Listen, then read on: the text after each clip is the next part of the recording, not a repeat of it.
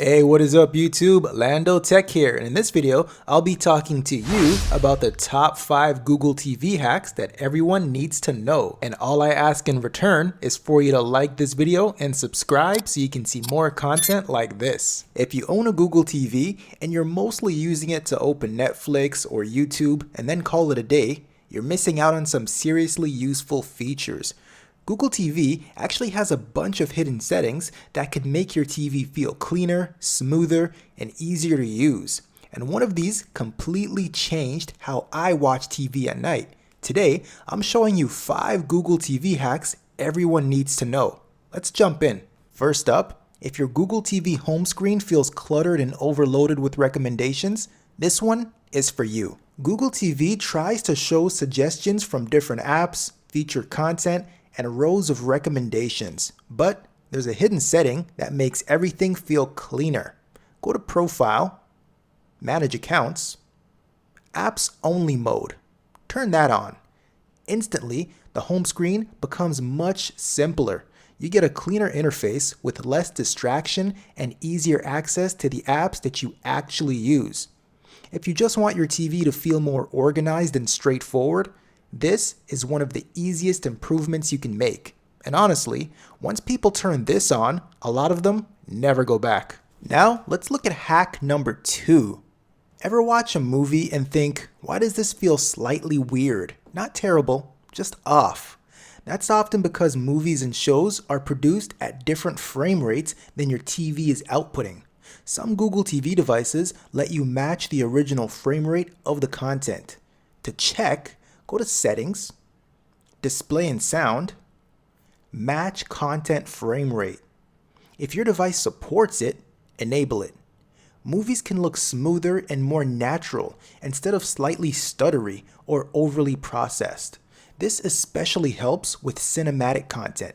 It's one of those settings people discover years later and immediately wish they had turned on sooner. Now, let's look at hack number 3. Here's a feature people forget exists. Your phone can become your Google TV remote, which means no more searching through couch cushions every time the remote disappears. Open the Google TV controls on your phone and connect to your TV. Now, you can open apps, navigate menus, adjust volume, and the best part, typing becomes dramatically easier. No more selecting letters one by one using the TV remote. If you've entered a Wi-Fi password or searched for a movie using a remote, you already know how painful this can be. This makes the whole experience so much more faster. Now, on to hack number 4. This might be the most underrated Google TV feature. You can connect your Bluetooth headphones or earbuds directly to your Google TV, which means you can watch your shows without waking up your whole house. Perfect for late night watching, apartments, early mornings, kids being asleep, or just keeping things quiet. Here's how. Go to Settings, Remotes and Accessories, Pair Remote or Accessory, put your headphones or earbuds into pairing mode. Select them from the list, and that's it. Now, your TV audio plays directly into your headphones. No extra hardware, no complicated setup, just private listening.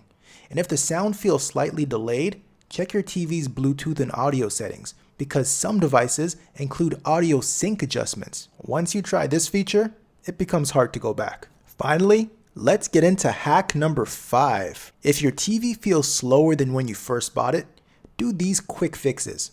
First, turn off autoplay previews if you don't use them. Second, delete apps you never open.